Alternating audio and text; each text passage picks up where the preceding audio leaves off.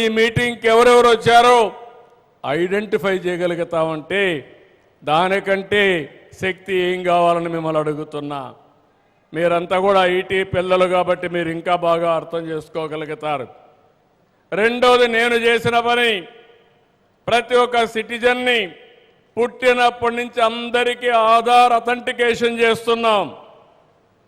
అక్కడి నుంచి ప్రతి ఒక్కరిని ఏ ఫ్యామిలీలో ఉంటారో ఫ్యామిలీకి కూడా బాండేజ్ పెడుతున్నాం, కలుపుతున్నాం.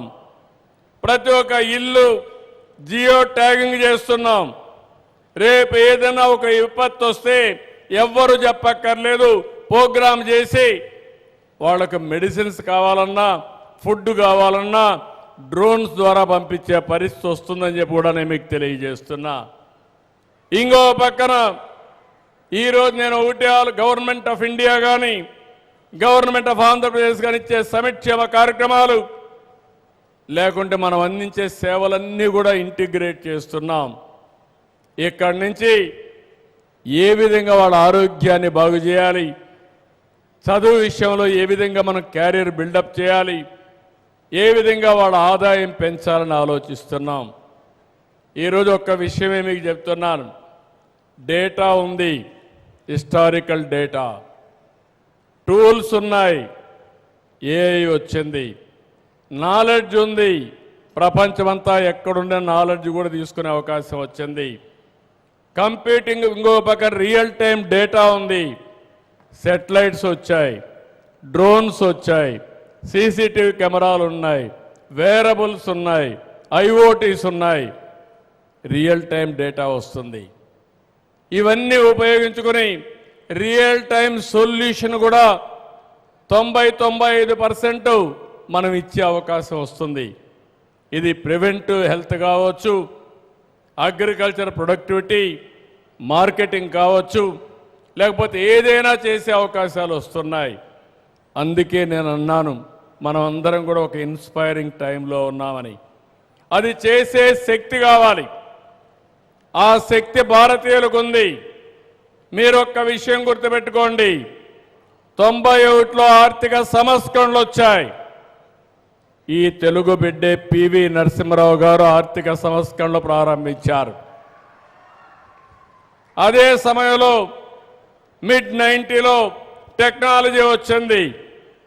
మనం అందరం ఫస్ట్ మూవర్ అడ్వాంటేజ్ కింద ముందుకు పోయాం. మనకు కలిసి వచ్చింది డెమోగ్రఫిక్ అడ్వాంటేజ్, డివిడెంట్గా వచ్చింది.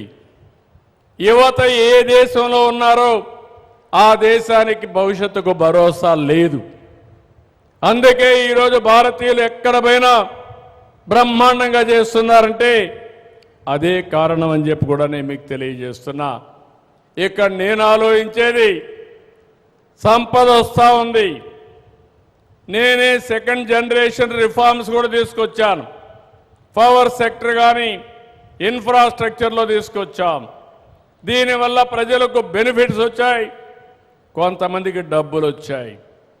దీనివల్ల ఆర్థిక అసమానతలు పెరిగాయి. ఎన్టీ రామారావు గారు ఎప్పుడో ఒకటి చెప్పేవారు, సమాజమే దేవాలయం, పేదవాళ్లే దేవుళ్ళని చెప్పిన ఏకైక వ్యక్తి నందమూరి తారక రామారావు గారు. ఆ స్ఫూర్తితో ఇప్పుడు నేను ఆలోచించి P4 తీసుకొస్తున్నాను. Public private people partnership. High net worth individuals top 10%, bottom 20% adapt చేసుకోవాలి, మెంటర్ చేయాలి, అసిస్టెన్స్ ఇవ్వాలి. ప్రభుత్వం ఇచ్చేట అన్నీ ఇస్తాం, మీరు కూడా చేరండి. మీకు ఒక బాధ్యత ఉంది. సమాజం మీకు గుర్తింపు ఇచ్చింది. ఆ రోజు ప్రజలు ట్యాక్స్ పే చేస్తే స్కూళ్ళు కాలేజీలు పెడితే ఎక్కడ చదువుకున్నారు. మీ అదృష్టం కలిసి వచ్చింది, మీరు పైకి వచ్చారు. మీకు బాధ్యత ఉంది. ఒకప్పుడు నేను జన్మభూమి కాలు ఇచ్చాను, బ్రహ్మాండంగా పనిచేశారు ఊర్లకు వచ్చి. ఆ రోజు గ్రామాభివృద్ధి కోసం ముందుకు పోయాను. ఇప్పుడు P4 ద్వారా మార్గదర్శి, బంగారు కుటుంబం అనే పేరు పెట్టి ప్రజల్ని మూలధనంగా ఆలోచించి ప్రజల జీవితాలను మార్పు చేసే బాధ్యత ఈ మార్గదర్శకులు అప్పచెప్తున్నానని చెప్పి కూడా నేను మీకు తెలియజేస్తున్నా.